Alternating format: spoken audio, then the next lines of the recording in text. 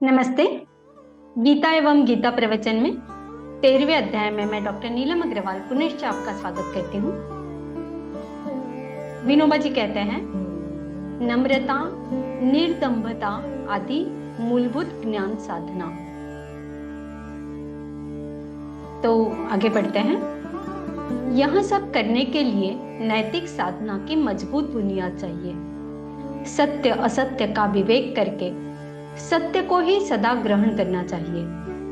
सार असार का विचार करके सार ही लेना चाहिए। सीप को फेंककर मोती ग्रहण करना चाहिए। इसी प्रकार जीवन का श्री गणेश करना चाहिए। इसी प्रकार जीवन का श्री गणेश करना है। फिर आत्म प्रयत्न और परमेश्वरीय कृपा के बल पर ऊपर चढ़ते जाना है।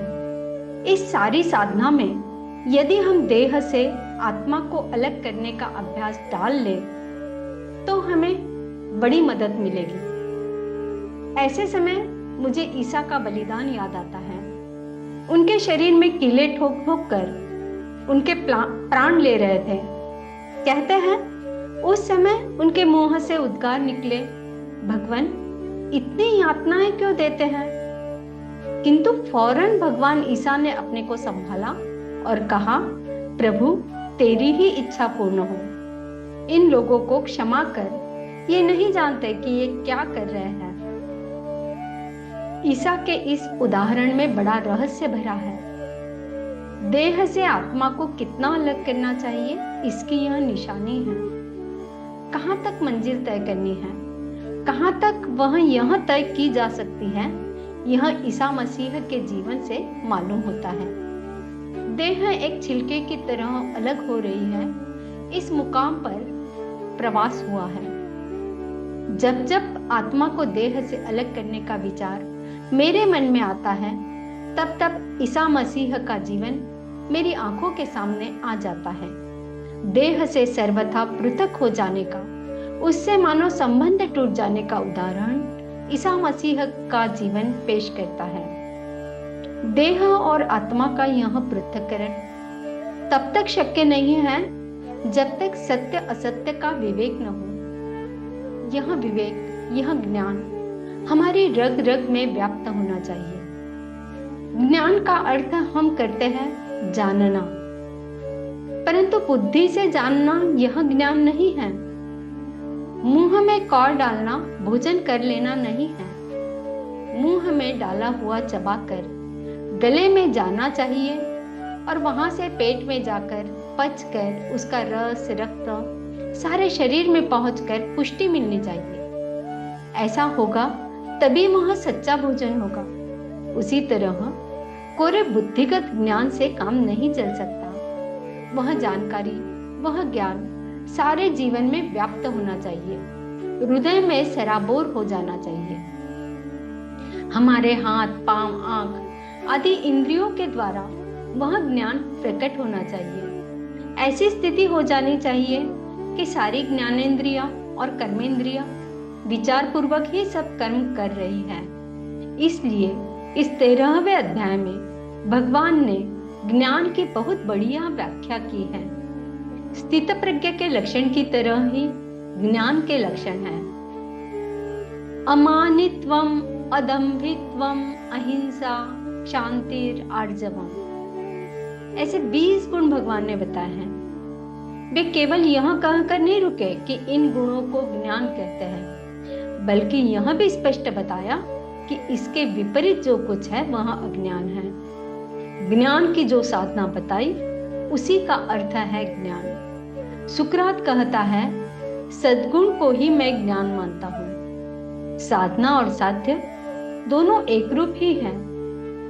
गीता के इन 20 साधनों को ज्ञानदेव ने 18 ही कर दिया। उन्होंने इनका वर्णन बड़ी हार्दिकता से किया है। इन गुणों से संबंध रखने वाले केवल 5 ही श्लोक भगवत गीता में हैं, परंतु ज्ञानदेव ने अपनी ज्ञानेश्वरी में इन पर 700 ओवियां लिखी हैं।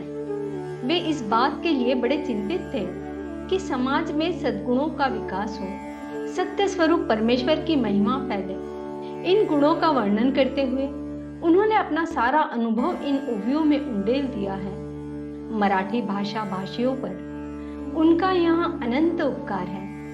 ज्ञानदेव के रोम रोम में ये गुण व्याप्त थे। भैंस की पीठ पर जो चाबुक लगाया गया, उसका निशान ज्ञानदेव की पीठ पर उभर आया। भूतमात्र के प्रति इतनी दया आर्द्रता उनमें थी। ज्ञानदेव के ऐसे करुणापूर्ण हृदय से ज्ञानेश्वरी प्रकट हुई है। इन गुणों का उन्होंने विवेचन किया। उनका गुण वर्णन हम पढ़े, मनन करें और हृदय में भर ले। ज्ञानदेव की यह मधुर भाषा मैं चख सका, इसके लिए मैं उनके अपने आप को धन्यवाद मानता हूँ। उनकी मधुर भाषा मेरे मुंह में आकर बैठ जाए, इसके लिए यदि मुझे फिर से जन्म लेना पड़े तो मैं धन्यता का ही अनुभव करूंगा। अस्तु, विनोबा जी ऐसा कहते हैं। सार यहाँ की उत्तरोत्तर अपना विकास करते हुए, आत्मा को देह से पृथक करते हुए सब लोग अपने जीवन को परमेश्वर बनाने का यत्न करें। आइए कुछ श्लोक पढ़ते हैं।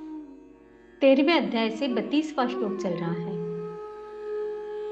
अनादित्वान् निर्गुणत्वात् परमात्मायमव्ययः शरीरस्थोऽपि कौन्तेय न करोति न लिप्यते। हे कुंती पुत्र, यह अविनाशी आत्मा आदि रहित और प्रकृति के गुणों से परे होने के कारण शरीर में स्थित होते हुए भी न तो कुछ करता है और न ही कर्म उससे लिप्त होते हैं।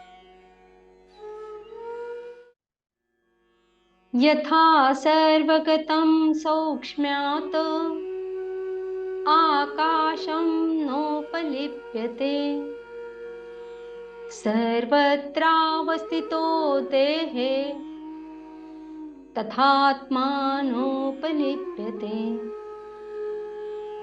जिस प्रकार सभी जगह व्याप्त आकाश अपनी सूक्ष्म प्रकृति के कारण किसी वस्तु से लिप्त नहीं होता, उसी प्रकार शरीर में सभी जगह स्थित आत्मा भी शरीरों के कार्यों से कभी लिप्त नहीं होता है।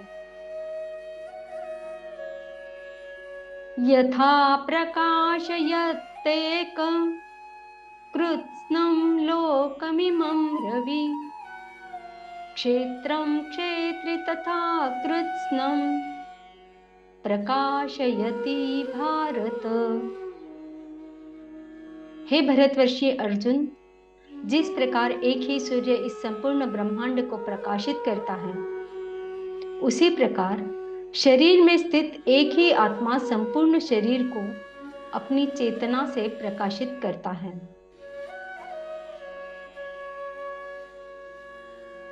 क्षेत्र क्षेत्रज्ञयोरेवम् अंतरं ज्ञान चक्षुषा भूत प्रकृति मोक्षं च ये विदुर्यान्ति ते परम। जो मनुष्य इस प्रकार शरीर और शरीर के स्वामी के अंतर को अपने ज्ञान नेत्रों से देखता है, तो वह जीव प्रकृति से मुक्त होने की विधि को जानकर मेरे परम धाम को प्राप्त होता है। 13 अध्याय संपन्नम। श्री कृष्णार्पणम।